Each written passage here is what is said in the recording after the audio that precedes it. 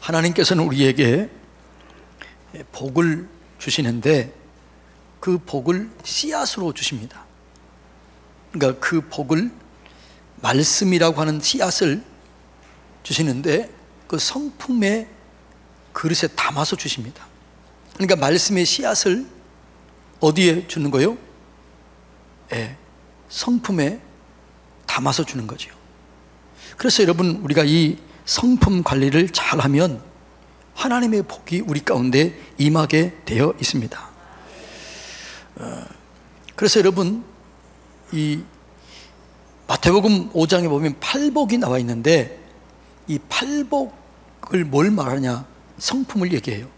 예를 들어서 심령이 가난한 자는 복이 있나니 저희가 그 천국을 볼 것이요, 애통하는 자는 복이 있나니 위로를 얻을 것이요, 온유한 자는 복이 있나니 의에 줄이고 목마른 자는 복이 있나니 긍휼히 여기는 자는 복이 있나니 마음이 청결한 자는 복이 있나니. 다 뭘 얘기해요? 마음을 얘기해요. 마음. 그러니까 마음 가운데 복을 주는 거예요. 성품 가운데 복을 줘요. 그리고 성령의 열매가 뭐예요? 그게 마음이에요. 사랑과 희락과 화평과 오래 참음과 자비와 양성과 충성과 온유와 절제, 이게 다 뭐예요? 마음입니다. 그러니까 하나님께서는 그 성품 속에 복을 담아 주시는 거죠. 오늘 본문은 그 성품 중에서 5가지 성품에 대해서 말씀합니다. 그러니까 여러분들은 이 5가지 성품을 잘 갖고 와서 복을 이어주기를 원하시는 그 복을 누리시기를 바랍니다. 그러니까 오늘은 이 5가지 성품에 대해서 말씀을 나누고 다음 주는 여기와 이어지는 또 말과 그 축복을 이어지게 하는 그런 부분에 대해서 함께 이 2주간 나누기를 원합니다. 자, 오늘 그 성품의 첫째가 뭐냐? 마음을 같이 하라, 이렇게 말합니다. 자, 한번 8절 읽어볼까요? 다 같이 여기 5가지 성품이 나와 있는데 읽어볼까요? 시작. 마지막으로 말하노니 너희가 마음을 같이하여 동정하며 형제를 사랑하며 불쌍히 여기며 겸손하며. 자, 5가지가 첫째는 바로 마음을 같이하여 동정하며 형제를 사랑하며 불쌍히 여기며 겸손하라. 요 5가지 성품 위에 복을 주시는 거죠. 그래서 여러분들이 이 5가지 성품을 잘 관리해서 하나님의 복을 누리시기를 바랍니다. 첫째가 뭐냐? 마음을 같이하여 여러분 연합하는 것입니다. 합창, 오케스트라 이런 것들을 보면요, 연합을 통해서 아름다운 하모니를 이루는 거죠. 오케스트라를 보면요, 각기 다른 수많은 악기, 어떤 때는요 100개 정도 악기가 있어요. 그런데 각기 다른 악기들이 어떻게 한 하모니를 만들 수 있느냐라는 거죠. 어떻게 그게 가능할까요? 절대음. 이것 때문에 그렇습니다. 뭐라고요? 절대음. 이 절대음에 맞추어서 하나가 되는 거예요. 절대음에 맞추면 그 악기들이 하나를 이루어요. 그리고요 정말 아름다움을, 연합을 이루게 되는 것이죠. 그래서 오케스트라의 아름다움은 절대음을 중심으로 해서 하나가 되는 거예요. 신앙도 마찬가지예요. 우리 교회 각기 다른 사람들이 모입니다. 성품, 기질 다 달라요. 그런데 절대 진리가 있어요. 그분이 누구예요? 예수님이에요. 절대 사랑이 누구예요? 예수님이에요. 오직 구원은 누구예요? 예수님이에요. 그러니까 우리가 절대 진리요, 절대 사랑이요, 절대 구원자이신 예수님 안에 있어야 돼요. 그분의 말씀 안에 있어야 돼요. 그 안에 있을 때 우리가 온전함을 이루게 될 줄로 믿습니다. 예. 그러니까 예수님 안에서 그 예수님의 말씀을 서로 믿는 거지요. 그리고 그 말씀을 순종하는 거지요. 그럴 때 우리가 하나가 될 수 있는 것이죠. 절대음이 아름다운 오케스트라를 만드는 것처럼 하나님의 사랑, 절대적인 사랑, 절대적인 진리, 예수 그리스도 이분 앞에 우리가 순종할 때 우리의 삶 속에는 놀라운 일치가 이루어지게 되는 것이죠. 그걸 보고 사람들이 뭐라고 그래요? 야, 어떻게 저럴 수 있지? 저렇게 많은 사람들이 어떻게 하나가 될 수 있지? 이렇게 우리를 보고 놀리는 거죠. 그리고 그 가운데 하나님께서는 복을 주시고 기적을 일으켜 주실 줄로 믿습니다. 그러니까 마음을 같이 하고, 그 다음에 두 번째가 뭐라고요? 동정하라라는 것입니다. 동정한다는 것은 이해하고 공감한다는 거죠. 여러분, 동정하기 위해서는 어떻게 해야 돼요? 이해가 돼야 돼요. 공감이 돼야 돼요. 공감한다는 것을 성경은 이렇게 얘기합니다. 자, 로마서 12장 15절 16절 읽어볼까요? 시작. 즐거워하는 자들과 함께 즐거워하고 우는 자들과 함께 울라. 서로 마음을 같이 하며 높은 데 마음을 두지 말고 도리어 낮은 데 처하여 스스로 지혜 있는 채 하지 말라. 공감한다는 건 뭐라고요? 우는 자와 함께 울고 웃는 자와 함께 웃고, 마음을 같이 해 높은 데 마음을 두지 말고 낮은 데 처하며 스스로 지혜 있는 채 하지 말라. 여기에 하나가 이루어지게 된다라는 것입니다. 여러분, 우리의 마음이 공감이 이루어지기 위해서는요, 이해가 돼야 돼요. 그 사람을 이해할 때 여러분 공감이 되고, 이해할 때 공감이 되면 귀중하게 여기게 되고 소중하게 여기게 되는 것입니다. 그 다음에 이해하기 위해서는 입보다 뭘 많이 사용해야 돼요? 귀를 더 사용해야 돼요. 머리보다 마음을 사용해야 돼요. 다른 사람 얘기를 들을 때 이해하게 되고 공감이 되는 거예요. 그래서 성경은 이렇게 얘기를 해요. 야고보서 1장 19절 20절 다 같이 읽습니다. 내 사랑하는 형제들아, 너희가 알지니 사람마다 듣기는 속히 하고 말하기는 더디하라. 성내기도 더디하라. 사람이 성내는 것이 하나님의 의를 이루지 못함이니라. 이렇게 말합니다. 내 사랑하는 형제들아, 너희가 알지니 뭐라고요? 사람마다 듣기는 속히 하고 말하기는 더디하라. 어떤 사람의 얘기를 쭉 듣고 있으면요, 이해가 돼요. 공감이 돼요. 아, 저분이 저런 과거가 있구나, 저런 아픔이 있구나, 저런 상처가 있구나, 그래서 저런 말을 했구나. 이게 이해가 되는 거예요. 그래서 우리가 이해한다는 게 너무너무나 중요합니다. 이해한다는 것을 영어로 뭐라고 그래요? understand, 이렇게 얘기합니다. 자, 이 understand라는 말이 뭐라고요? under 플러스 stand입니다. 이 말은 무슨 말? 아래에서 서본다라는 거죠. 이 말은 뭐죠? 그 사람의 입장이 되어서 생각해 보는 거예요. 그 사람의 입장이 돼서 서보면 이해가 돼야 안 돼요? 이해가 되는 거죠. 그런데 우리는 늘 이해가 안 되는 이유는 뭐냐? 그러면 내 입장에서 보는 거죠. 내 입장에서 판단하고 내 입장에서 보니까 이해가 안 되는 거예요. 그 사람의 입장에 내려가서, 그 아래에서 내려가서 보면 다 이해가 되는 것이죠. 예. 여러분, 예수님이 우리를 이해해요, 못해요? 이해해요. 예수님이 우리의 고통, 우리의 슬픔, 우리의 아픔을 다 알아요. 왜 알까요? 성경은 이렇게 합니다. 체휼하셨다. 체휼하셨다는 말이 무슨 말이에요? 경험했다는 거죠. 예수님은 인생의 모든 아픔, 고난, 슬픔, 절망 다 경험했습니다. 십자가 위에서 모든 것을 다 경험했습니다.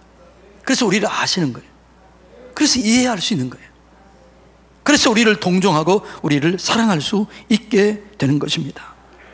여러분 가정에서, 우리 교회에서 그 사람 입장에서 쳐다볼 때 이해하게 되고 사랑할 수 있게 되고 거기에 복을 더해주는 은혜를 경험하게 될 줄로 믿습니다.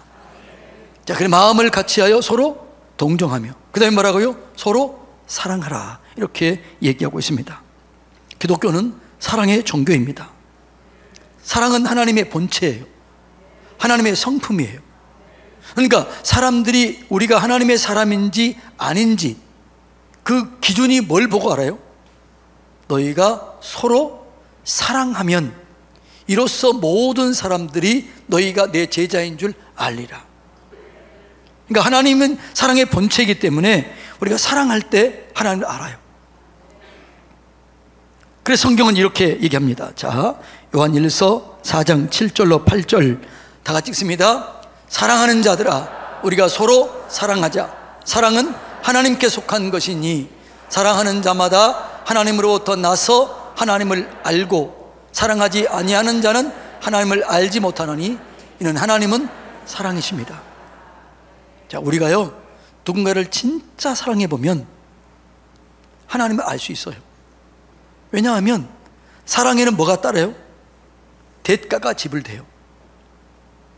여러분이 누군가를 진짜 사랑한다, 자녀를 사랑한다, 아내를 사랑한다, 남편을 사랑한다, 이거는요 반드시 대가 지불이 필요한 거예요.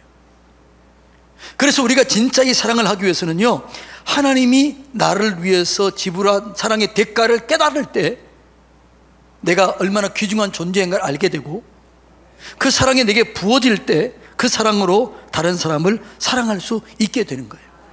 자, 9절로 11절 다 같이 읽습니다. 하나님의 사랑이 우리에게 이렇게 나타난 바 되었으니 하나님이 자기의 독생자를 세상에 보내심은 그로 말미암아 우리를 살리려 하심이라. 사랑은 여기 있으니 우리가 하나님을 사랑하신 것이 아니요 하나님이 우리를 사랑하사 우리 죄를 속하기 위하여 화목제물로 그 아들을 보내셨습니다. 사랑하는 자들아, 하나님이 이같이 우리를 사랑하셨은즉 우리도 서로 사랑하는 것이 마땅하도다. 자, 사랑은 여기 있다. 사랑은 여기 있는데 그 여기 있는 사랑이 뭐예요? 하나님이 독생자를 우리에게 보내주셔서 화목제물로 대가를 지불한 거예요. 이것이 사랑의 시작이에요. 이것이 하나님의 사랑이에요. 그러니까 하나님은 우리를 위해서 엄청난 대가를 지불했습니다. 사람들이 이렇게 얘기를 하는 사람들이 있어요. 야, 기독교인들 참 이기적이다. 그렇게 죄를 짓고 회개만 하면 구원받는다고 하니 그렇게 기독교를 무시하는 사람들이 있어요. 그런데 그 사람들이 한 가지 모르는 사실이 있어요. 뭘 모를까요? 우리를 구원하기 위해서 하나님이 어떠한 대가가 지불됐는가를 모르는 거예요. 하나님이 우리를 구원하기 위한 대가는 뭐예요? 자기 아들을 십자가에 내어준 거예요. 이 대가를 지불하고 우리가 구원받은 거예요. 그렇기 때문에 우리 죄 문제가 해결된 거예요. 우리의 저주가 끝난 거예요. 그래서 사랑은 여기 있다. 하나님이 우리를 그 아들을 화목제물로 삼으셨다. 그것이 하나님의 사랑이다. 그래서 우리가 서로 사랑하는 것이 마땅하다, 이렇게 얘기하고 있는 것을 볼 수 있습니다. 그래서 하나님께서는요 우리에게 뭔가를 주실 때 먼저 사랑하게 합니다. 그래서 하나님 뭐라고 그래요? 우리에게 복을 주실 때 너희는 마음을 다하고 뜻을 다하고 힘을 다해서 주 너희 하나님을 사랑하라. 그 사랑하는 자에게 은혜를 더해 주시는 거죠. 여러분, 우리가 사랑하면요 좋은 것을 생각해요. 좋은 것을 보게 해요. 여러분, 여러분들이 서로 사랑할 때 어떻게 돼요? 콩깍지가 씌어지면 부족한 것이 보여요, 안 보여요? 안 보여요. 사랑하면은 안 보여요, 안 보여. 근데 사랑이 식어지면 어떻게 돼요?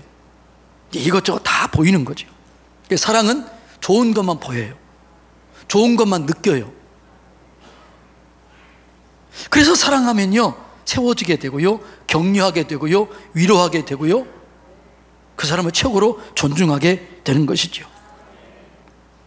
그래서 하나님은 사랑이 있기 때문에 우리를 볼 때요 사랑의 눈으로 보는 거예요. 그래서 우리를 그 눈으로 보기 때문에 격려하고 위로하고 축복하고 용서하고 우리를 세워주는 거예요. 그 사랑이 우리에게 부어질 때 우리도 똑같이 사랑하게 되는 거죠. 그래서 하나님이 뭐라고 해요? 우리를 복을 주시기 전에 너희가 서로 사랑하라. 나를 사랑하라. 나를 사랑하는 자들이 나의 사랑을 입는다. 그리고 뭐라고 그래요? 잠언 8장 21절에 보면 나를 사랑하는 자들이 재물을 얻어 그 곡간을 채우길 원한다, 이렇게 얘기를 해요. 고린도전서 2장 9절에 보면 뭐라고 나오냐 그러면 하나님을 사랑하는 자들을 위해서 예비해 놓은 것이 있는데 그게 뭐라고요? 눈으로 보지도 못하고 듣지도 못하고 마음으로 생각하지도 못했던 것들을 하나님이 주시는 거예요. 그래서 하나님을 사랑하라고 얘기해요. 사랑의 성품 위에 하나님 은혜를 더해 주시는 거죠. 하나님을 사랑하고 이웃을 사랑하시기를 주님의 이름으로 축복합니다. 그럼 하나님께서 예비해 놓으신 모든 좋은 것들이 다 주어지게 되는 거죠. 그래서 저는 우리 교회가 하나님을 가장 사랑하는 교회가 되기를 원합니다. 하나님을 가장 사랑하는 여러분의 가정이 되기를 원합니다. 여러분 스스로 생각할 때 내가 하나님을 가장 사랑한다 이렇게 얘기할 수 있게 되기를 주님의 이름으로 축복합니다. 예. 그리고 사랑 위에 어떻게 돼야 돼요? 긍휼히 여기는 마음이 있어야 되는 거죠. 우리가 하나님을 사랑하고 이웃을 사랑하면요, 긍휼히 여기는 마음, 성품이 바뀌어지게 되는 것이죠. 긍휼은 뭐냐? 어려움과 고통 속에 있는 사람을 불쌍히 여기는 게 긍휼이라는 거죠. 긍휼히 여기는 것은 하나님의 마음이에요. 그러니까 하나님이 우리를 볼 때 불쌍히 여겨요. 그래서 모든 기적은 하나님의 사랑과 긍휼 속에 기적이 이루어져요. 오병이어 기적을 일으킬 때 말하고요, 하나님이 그들을 불쌍히 여겼다. 그리고 그들을 사랑해서 기적을 일으켜 주시는 것이죠. 여러분, 오늘 우리가 여기 있는 것은 하나님의 긍휼 때문에 여기 있는 거죠. 여러분 스스로 생각할 때 나는 하나님 앞에 떳떳하고 나는 자신 있고 나는 당당하게 설 수 있다, 이렇게 얘기할 사람이 얼마나 있겠어요? 아무도 없을 것입니다. 그런데 우리 스스로 나를 볼 때 어떻게 해요? 나같이 부족하고 나같이 연약하지만 하나님 은혜를 주셔서 오늘 이 자리에 세우신 것 감사합니다. 이 긍휼을 입었기 때문에 여기 있는 것이죠. 그래서 우리가 긍휼히 여기는 게 마땅한 거죠. 여러분, 그래서 하나님은요, 긍휼히 여기는 자를 긍휼히 여겨요. 그래서 뭐라고 그래요? 긍휼히 여기는 자는 복이 있나니 저가 긍휼히 여김을 받을 것이요. 긍휼히 여기는 사람에게 긍휼을 베풀어 주세요. 그런 사람을 기뻐해요. 그런 사람을 사랑해요. 그래서 그런 사람의 그런 성품 위에 하나님의 복이 임하게 되는 것이죠. 여러분, 남편과 아내, 자녀, 부모를 긍휼히 여기시기를 바랍니다. 어떤 분이 그러더라고요.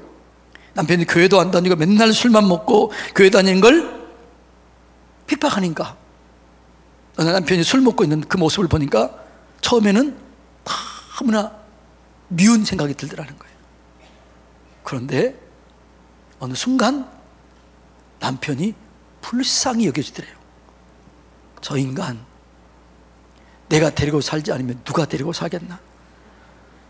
이렇게 불쌍히 여기는 마음이 드니까 어떻게 되겠어요? 자기도 모르게 눈물이 나오더래요. 용서가 되고 이해가 되고 사랑이 되고. 그리고 남편 구원 받았을까 안 받았을까요? 받았지요.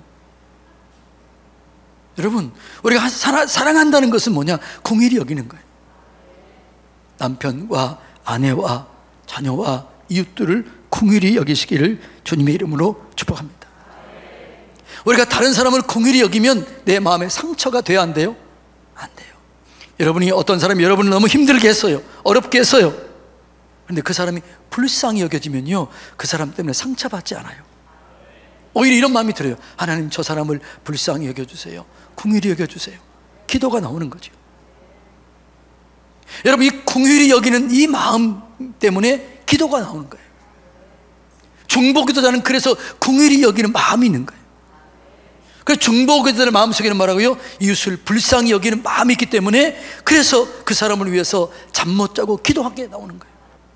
여러분, 이제 불면증 환자가 있다고 그러잖아요. 그럴 때 여러분, 그것 때문에 힘들어하지 마시고 내가 누구와 내 기도가 필요할까? 이 시간 내 기도가 필요한 사람이 누구인가 생각하면서 기도할 때 하나님 은혜가 임하게 되고 단잠을 자게 될 줄로 믿습니다. 이 긍휼히 여기는 마음이에요. 저는 여러분 마음속에 이 긍휼히 여기는 마음이 부어지게 되기를 축복합니다. 마지막 성품이 뭐예요? 겸손입니다. 긍휼히 여기고 겸손해야 되는 거죠. 겸손은 예수님의 마음입니다. 예수님의 마음이 뭐예요? 온유하고 겸손한 마음이 예수님의 마음이에요. 자, 마태복음 11장 29절 읽어볼까요? 나는 마음이 온유하고 겸손하니 나의 멍에를 메고 내게 배우라. 그리하면 너희 마음이 쉼을 얻으리니. 이렇게 말씀합니다. 겸손과 온유는 예수님의 마음입니다.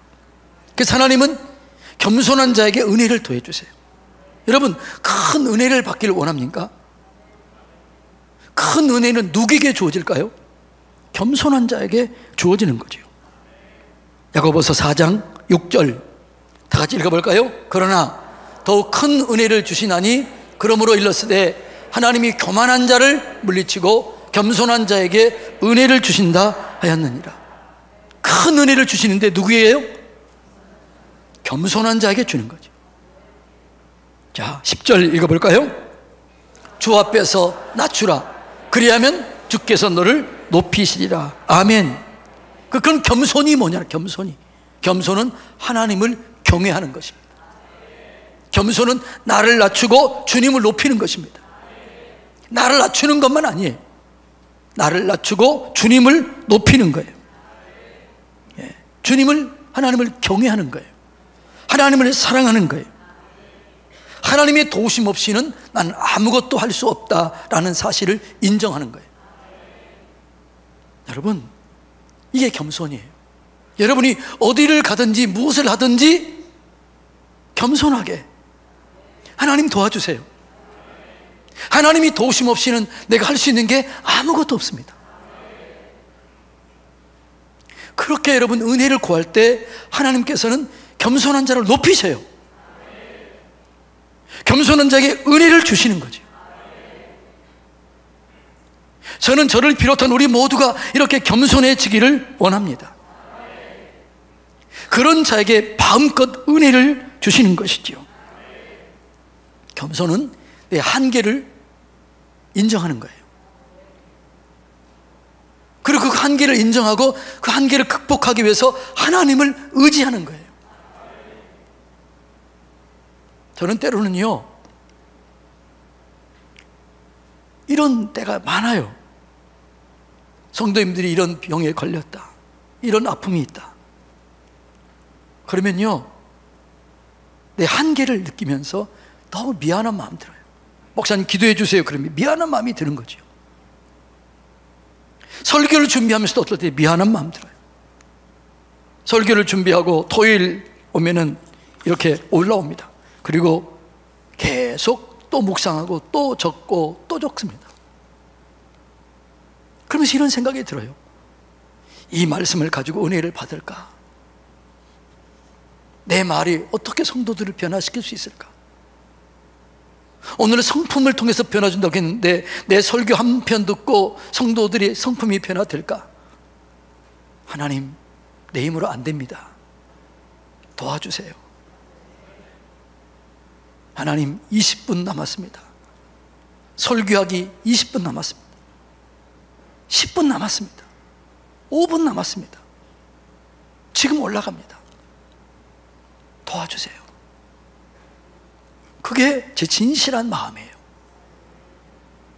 여러분, 하나님의 도우심을 구하시기 바랍니다. 사업을 할 때 무엇을 하든지 간에 하나님 도와주세요. 하나님 도와주세요. 그렇게 기도할 때 하나님께서 여러분에게 은혜를 더해 주실 줄로 믿습니다.